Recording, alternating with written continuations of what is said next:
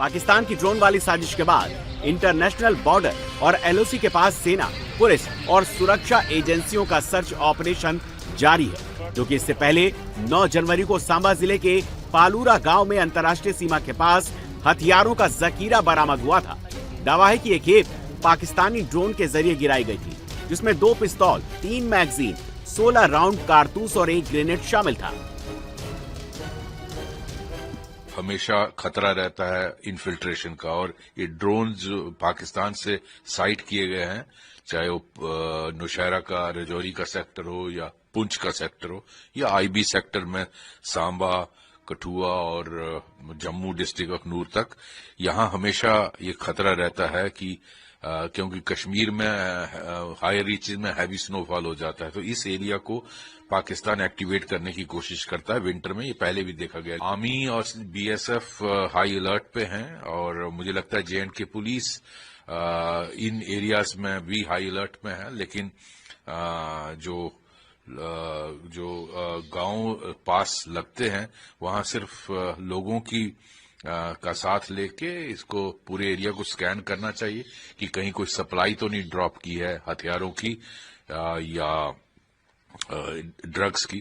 तो अच्छा है, इनको शूट डाउन करना चाहिए जो आर्मी और बीएसएफ ने किया है। मुझे लगता है करना ही चाहिए, क्योंकि पाकिस्तान सुधरने वाला नहीं है।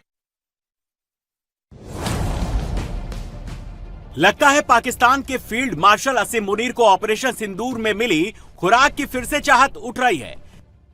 इसीलिए सीमा पार भी मुनीर ने फौजी इशारे में नई साजिश को अंजाम दिया है।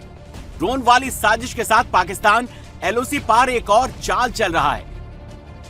पाकिस्तान ने बॉर्डर पर अपने बंकरों को मजबूत करना शुरू कर दिया है।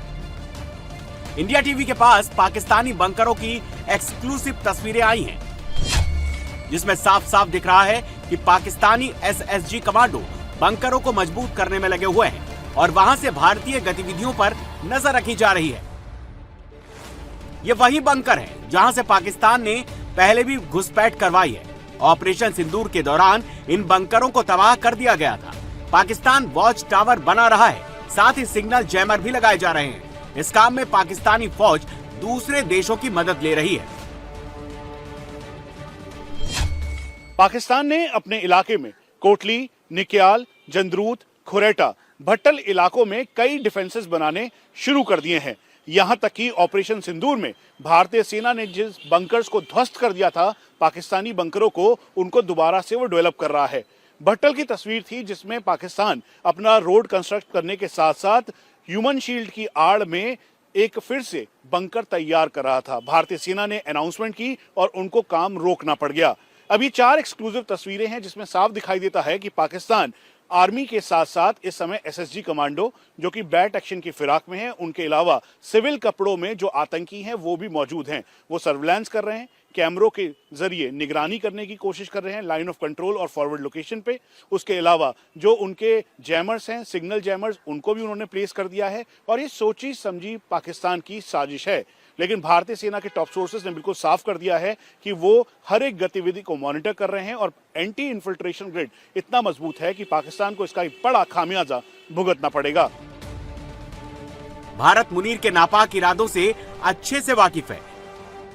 इसीलिए कुछ दिन पहले ही वेस्टर्न कमांड के commander in chief lieutenant general Manoj Katiyar ने भारत पाकिस्तान के बीच एक और जंग के संकेत दिए थे। पाकिस्तान का शीर्ष नेतृत्व जो कि हमेशा से उसकी सेना के हाथ में रहा है, वो चाहता है कि दोनों देशों के बीच लड़ाई का माहौल बना रहे। अगर शांति होगी या दोस्ती होगी तो पाकिस्तान की सेना की महत्वता कम हो जाएगी। उसका मकसद लड़ाई के हालात को बनाकर रखना है। लड़ाई करने की ना तो पाकिस्तान में हिम्मत है, ना ही उसके पास इसकी ताकत है।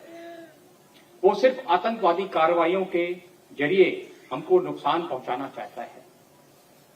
उसकी पॉलिसी है ब्लीड इंडिया थ्रू 1000 कट्स, यानी कि आतंकवादी हमलों से हमें नुकसान पहुंचाते रहना।